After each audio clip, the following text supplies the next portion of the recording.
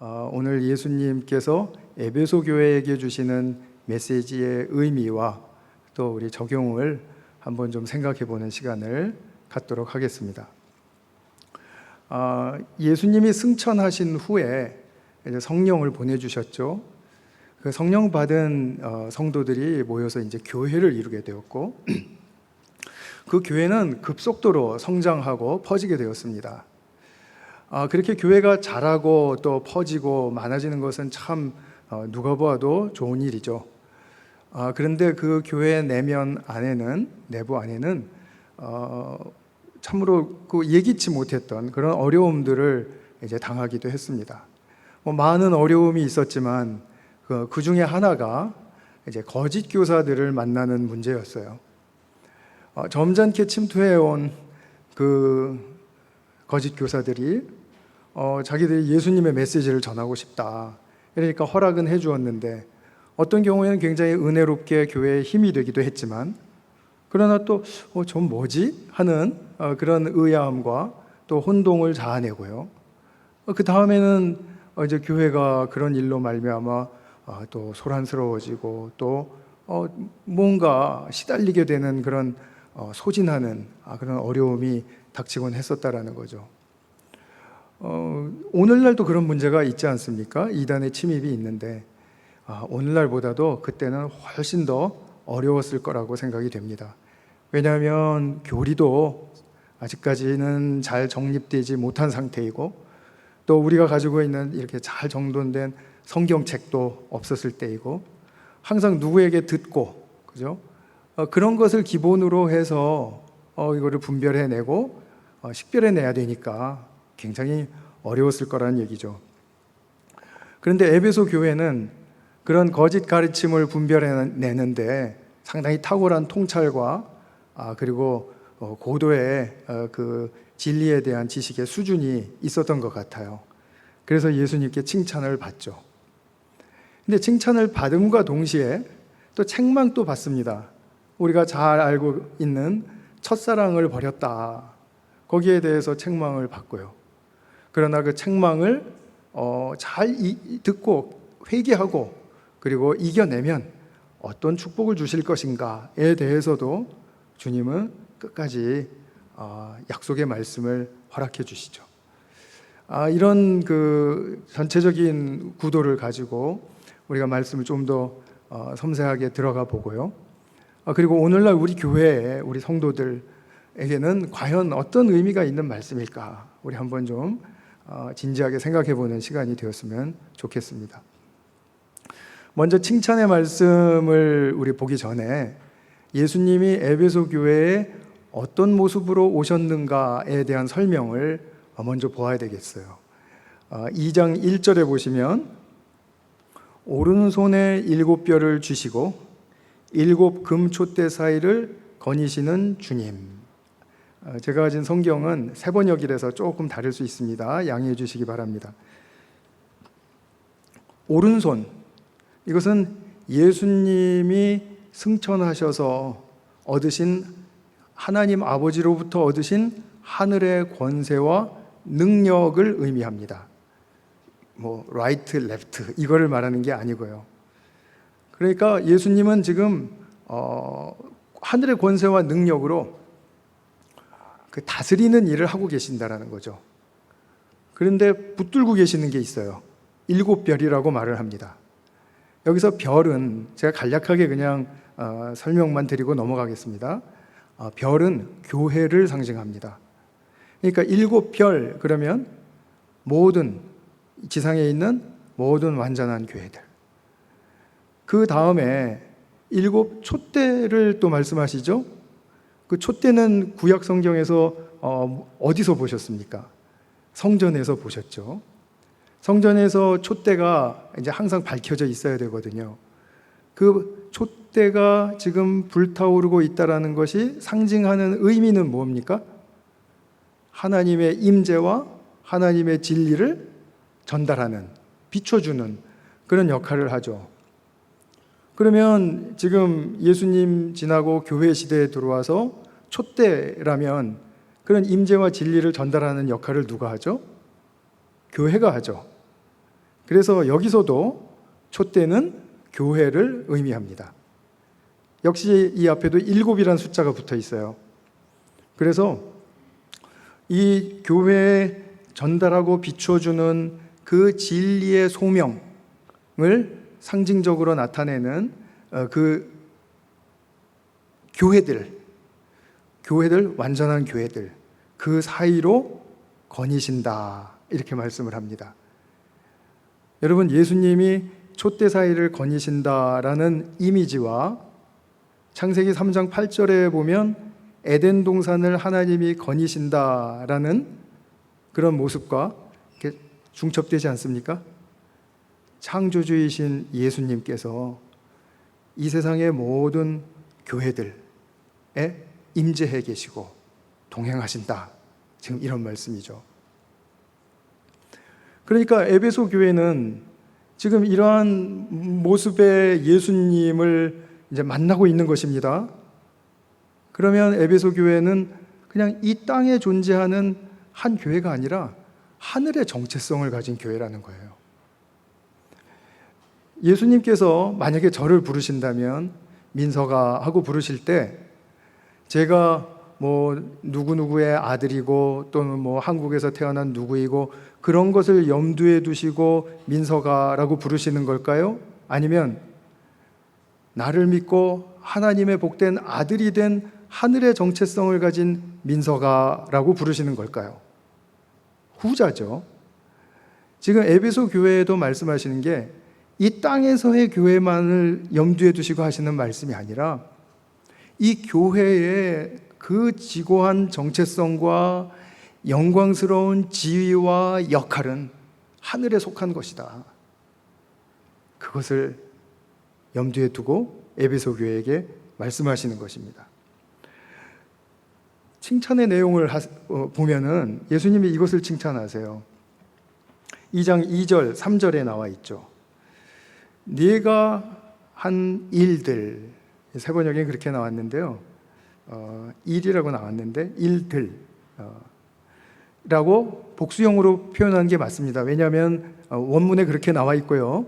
그 다음에 이 다양한 일들을 지금 포괄적으로 말씀하시는 것이기 때문에 그렇습니다. 그런데 그 일들 속에 에베소 교우들은 수고와 인내를 아끼지 않았다라는 겁니다.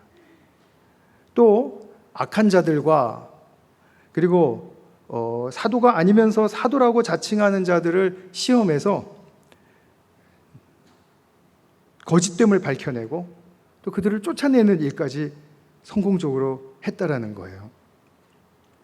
에베소 교우들이 주님을 사랑하고 주님의 진리를 너무나 사수하고 싶어서 끝까지 인내와 수고를 아끼지 않고 그들과 논쟁을 벌이고 또 긴 시간 계속해서 실갱이를 벌이면서까지도 지금 그들이 거짓된 진리를 가지고 있다는 것을 증명해내고 그리고 그들을 내보냈다라는 거예요. 예수님이 이것을 칭찬하시는 것입니다. 구약을 보면 선지자를 검증하는 어떤 전통이 있었습니다. 예레미야서 28장 9절에 보면 예를 들면 이것이죠. 예레미야 선지자가 거짓 선지자 하나냐에게 말하기를 평화를 예언하는 선지자라면 그 평화가 이루어지고 난 다음에서야 그가 참된 선지자인 줄 알게 될 것이다. 이것이 선지자를 검증하는 하나의 기준이었었습니다. 이와 같이 초대교회에서도 정말 많은 그런 가르침들이 이렇게 물밀듯이 교회로 이렇게 들어오게 될 때 그것을 검증해내고 또 면밀하게 검토하는 일은 굉장히 중요한 일이었다라는 것입니다. 근데 되게 어려웠어요. 오늘날보다도 훨씬 더 어려웠을 것이라고 저는 그렇게 믿습니다.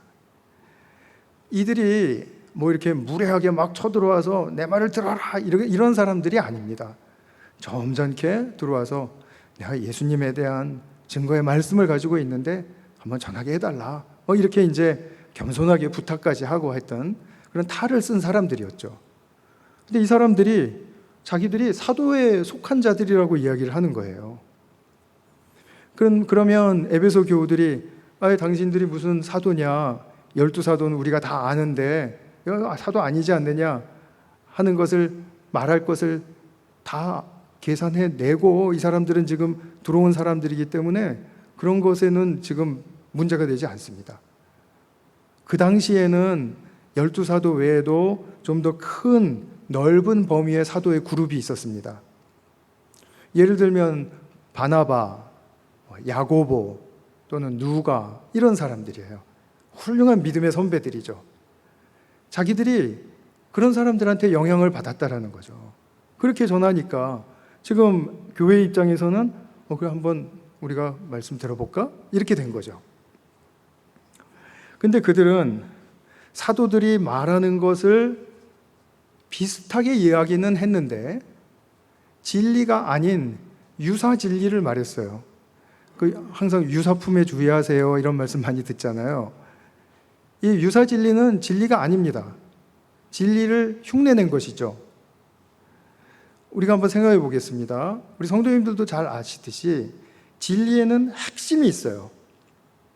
그 핵심, 우리 기독교 진리의 핵심은 무엇입니까?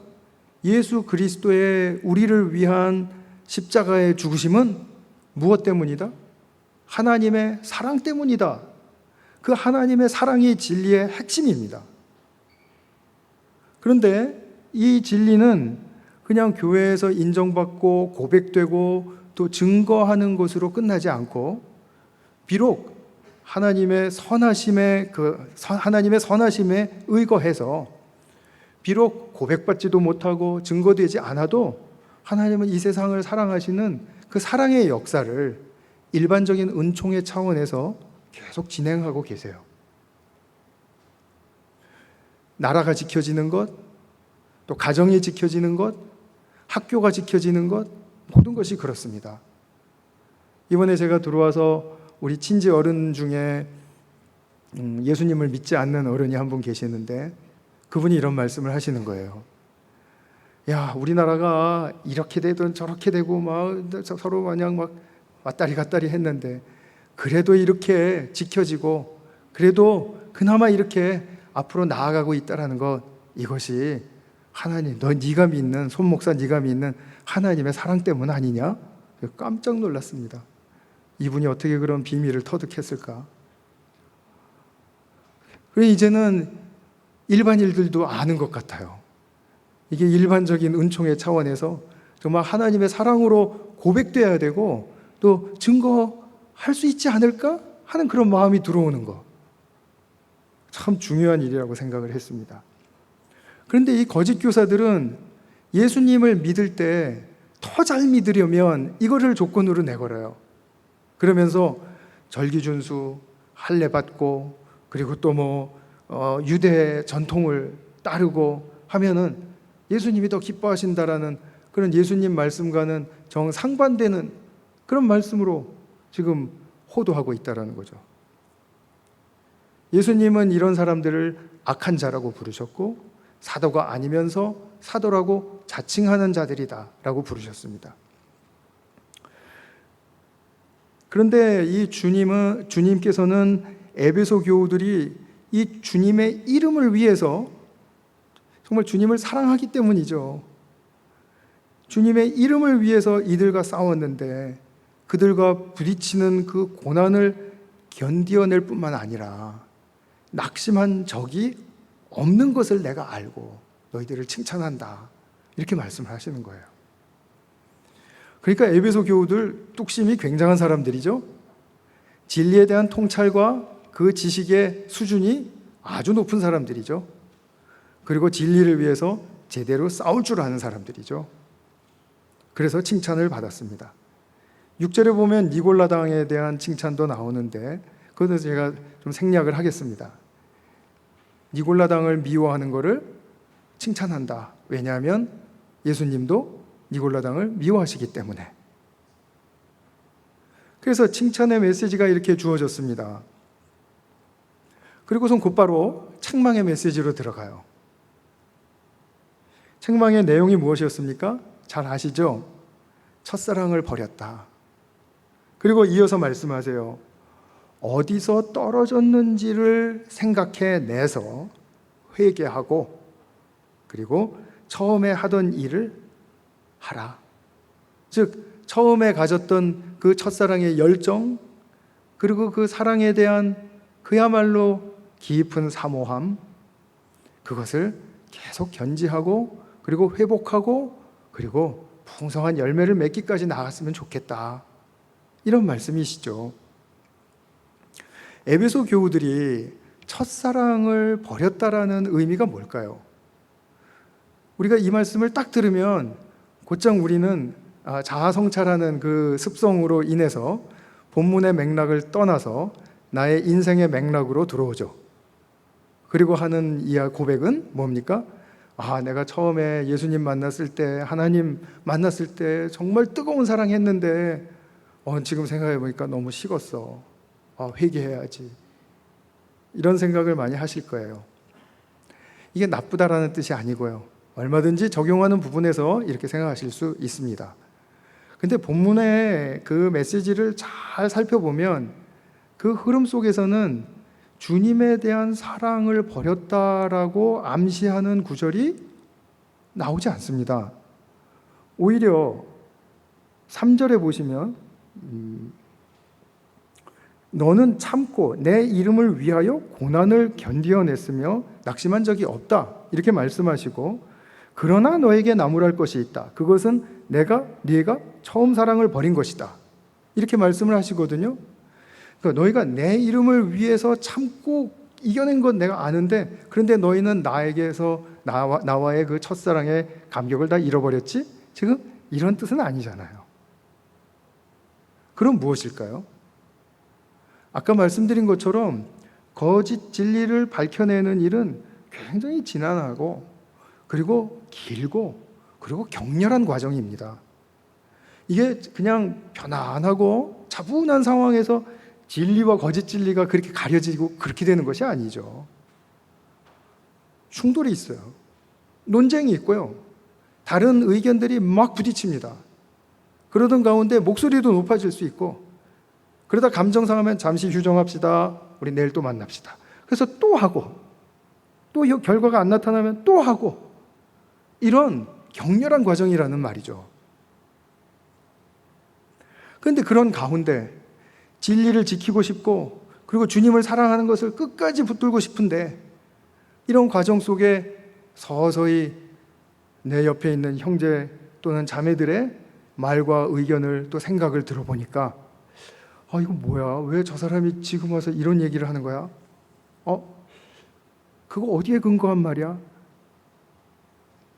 나 정말 받아들일 수가 없는데? 그래, 이번 일은 중요하니까 내가 이번 일까지 같이 하고 다음엔 내가 좀 저 사람이랑은 좀 피해야 되겠다, 이런 생각 들어오지 않을까요? 많은 순간에 또는 많은 상황 속에서 이런 일들을 경험하지 않습니까? 분명히 같은 뜻 같은 마음을 가졌습니다. 그런데 같이 일하다 보면 저 사람이 저런 줄 몰랐어요. 내가 보기엔 너무 심해요. 그러니까 적당히 선을 긋고 냉담해지기 시작하다가 그 다음에 처음에 에베소 공동체가 형성되었을 때 가졌던 형제 자매 간의 그 뜨거웠던 사랑이 떨어진 것이죠. 식어버린 것입니다. 이것은 우리 사회 속에서도 이념 문제나 종교 문제나 사회의 어떤 크리티컬한 그런 문제들을 두고 특별히 이제 논리를 앞세워서 이제 논쟁하고 그리고 결론을 맺어야 하는 그런 영역의 사람들은 정말 이 부분 우리가 심각하게 좀 들어야 될 그런 메시지가 된다고 저는 믿어요. 옳고 그른 것을 분별해내는 것 중요합니다.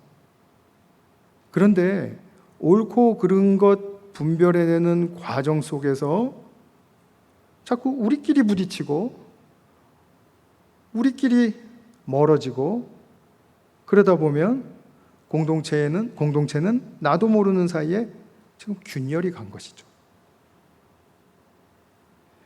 진리 때문에 그렇게 수고와 인내를 힘쓰고 그리고 끝까지 해서 이루어냈는데, 그런데 진리인 사랑을 버린 결과가 되어버렸다. 얼마나 아이러니컬합니까? 좀 모순되게 느껴지시죠? 근데 이게 우리의 현실입니다. 정말 옳고 그른 거 따지지 말아야 할 관계가 부부관계라고 저는 생각해요. 옳고 그른 거 따지다가 정말 저도 여러 번 피해를 당했습니다. 그게 아니고, 그죠? 그런데 특별히 또 옳고 그른 거 따져야 되는 부분이 있단 말이에요. 그런 부분은 어쩔 수 없이 우리가 또 해야 된단 말이죠. 그래서 우리가 그런 것들을 잘 분별하면서 정말 지혜롭게, 그러나 통찰력을 가지고 또 큰 사랑의 마음을 놓치지 말고 이렇게 종합적으로 가야 되는 거예요. 사람은 지성적으로만 옳은 것으로 채운다고 해서 진리의 존재로 성장하지 못합니다. 왜냐하면 우리 인격 자체, 우리 인격이라는 건 우리 총체적인 인간됨은 통합적으로 연결되어야 비로소 진리의 존재로 성장하기 시작해요. 무슨 말씀이냐 하면 지금 앞서 말씀드린 진리를 가려내는 그런 지성적인 측면에서 일 중요합니다. 그러나 그것만 중요한 게 아니라 우리의 감정의 세계도 중요해요. 내 감정을 내가 잘 읽어내고 표현할 줄 알아야 되고, 남의 감정도 가급적이면 그 사람의 입장에서 잘 이해하고 공감하고, 그리고 불쌍히 여길 줄 아는 그런 감정의 최고도의 그런 어떤 수준의 상태를 우리가 지향해야 됩니다. 그리고 또 성품의 문제가 있죠. 나는 이런 성품이니까 나는 그냥 어쩔 수 없어, 받아줘. 물론 받아줘야죠. 받아주는 건 맞는데요, 계속해서 그렇게만은 갈 수 없다는 얘기죠. 내 성품에 문제 있어서도 뼈를 깎는 듯한 인내와 그리고 절제를 가지고 참아가면서, 그래서 성품을 다듬어 가야 되죠. 인내 없이 성품이 성장하지 않기 때문에 그렇습니다.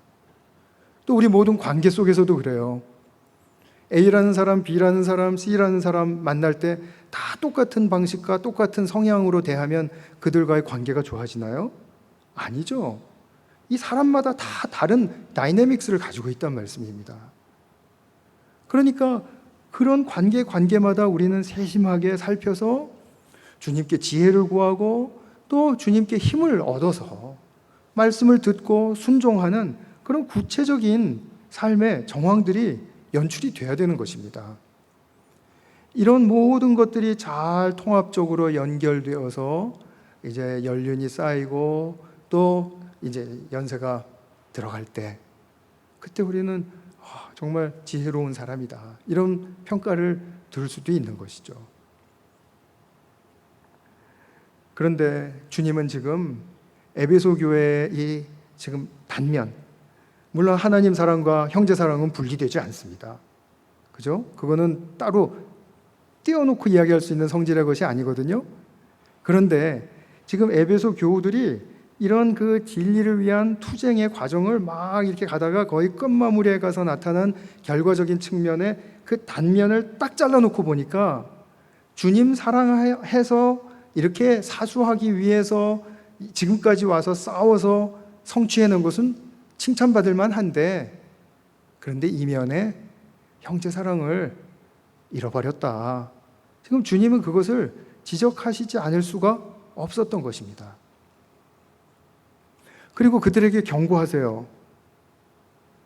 이 사랑을 회복하지 않으면 촛대를 옮겨버리겠다. 촛대, 아까 초반에 제가 잠깐 말씀드렸죠? 하나님의 임재와 진리를 전달하는 그런 운반자로서의 기능을 상징하는 말이지 않습니까? 교회에는 그런 아주 복되고 고귀한 사명이 있다라는 거죠. 아주 그 핵심 중의 핵심이죠. 어떤 일을 하더라도 하나님의 임재를 드러내지 못하는 교회라면, 그러면은 우리 옛날에 뭐 힘 못 쓰는 호랑이를 종이 호랑이라고 했는데 그 종이 교회 되는 거 아닙니까? 그런 가운데 우리가 주님의 경고의 메시지를 듣는다면, 그러면 그것은 정말 복된 일 중에 복된 일이고, 우리도 모르는 사이에 놓쳐버리고 있는 것을 발견하고 그리고 그것을 회복했다면 정말 그것이야말로 주님의 은혜의 시종의 역사다라고 고백 드릴 수 있지 않겠습니까? 왜냐하면 나는 형제사랑 떨어졌는지 안 떨어졌는지도 잘 모르고 있었거든요. 그것이 그렇게 심각한 건지 잘 모르고 있었거든요. 이 경고를 들은 에베소 교회 어떻게 반응했을까요? 저자 요한은 요한계시록에서 그 답을 말해주지 않습니다. 그러나 요한의 이제 제자라고 일컬어졌던 초대 교부 중에 이그나티우스라는 사람이 있습니다. 1세기 말에서 2세기 초까지 살았던 사람입니다. 그러니까 그 당시에 에베소 교회 또 초대 교회를 다 보고 들었던 사람이에요.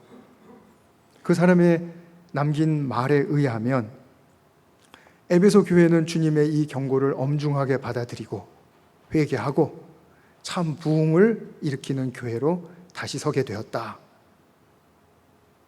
저는 이그나티우스의 이 말을 듣고 정말 희망이 있다라고 생각을 했습니다.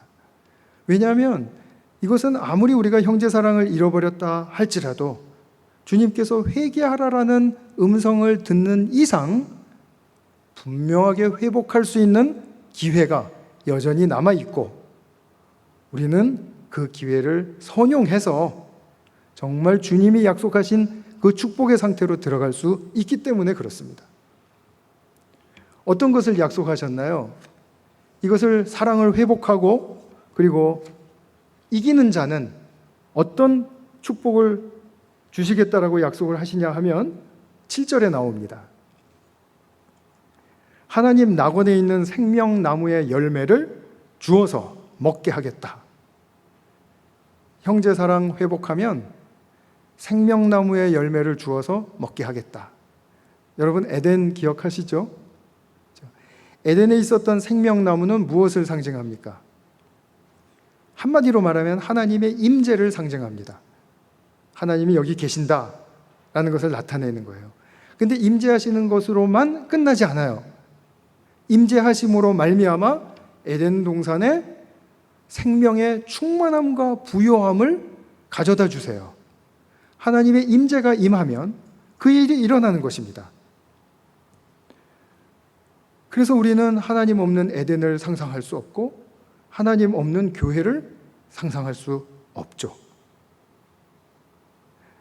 예수님은 에베소 교회가 이 떨어진 사랑을 회복하면 에덴에서 누리게 하셨던 그 삶의 부요한 질적 차원으로 이끌어 주시겠다라고 말씀하고 있습니다. 이것이 지금 좀 큰 말이지 않습니까? 삶의 부요한 차원, 질적인 차원.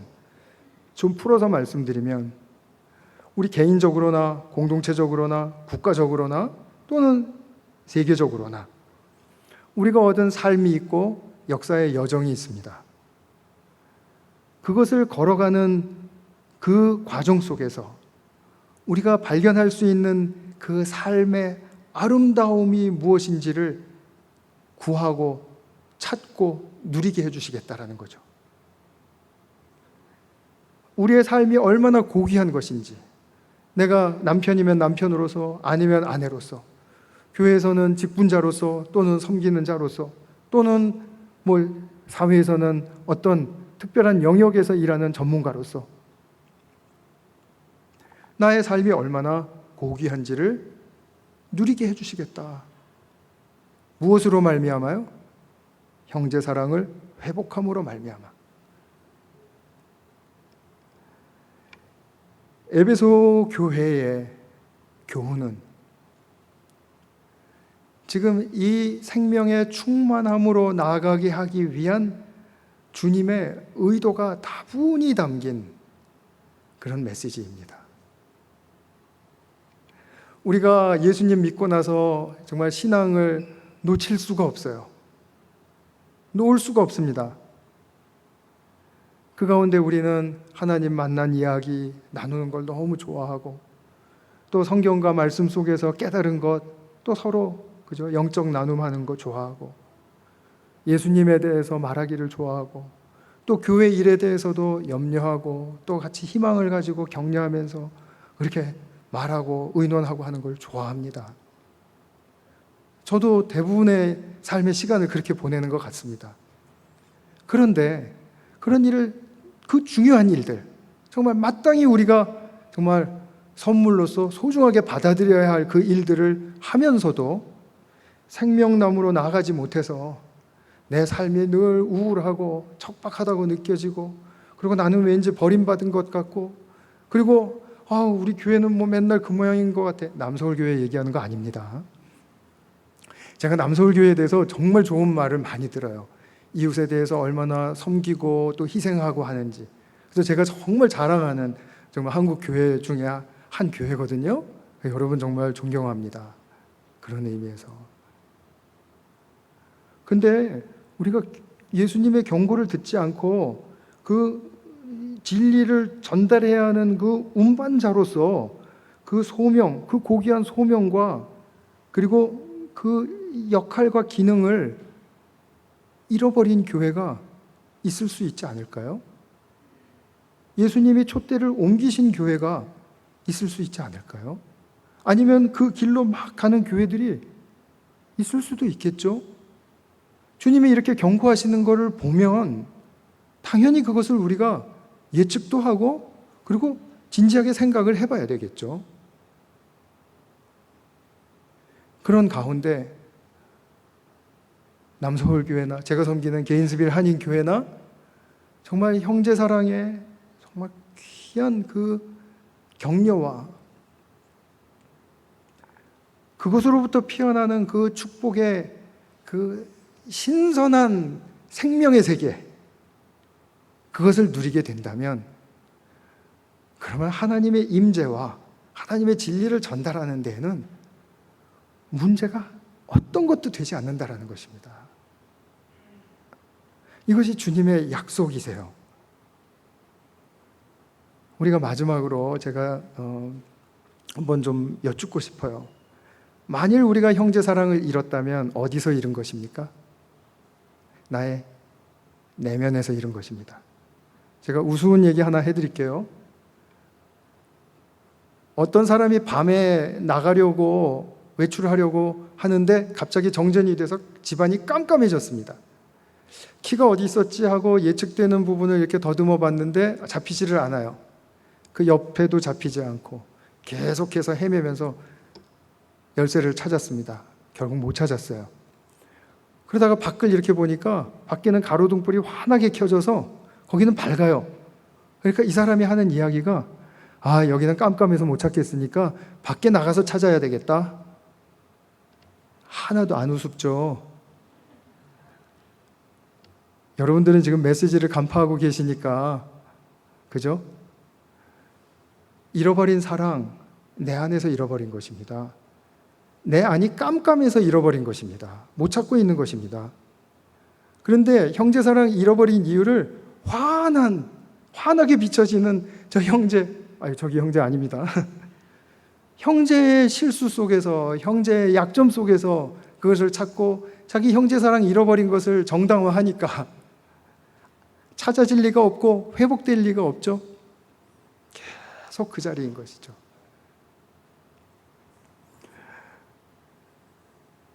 그러나 여기서 돌이키면 깜깜한 나의 내면, 숨겨진 우리의 이면, 거기서 잃어버린 사랑을 찾게 되면 우리는 얼마든지 사랑의 날개를 달고 주님의 축복의 세계로 도약할 수 있습니다.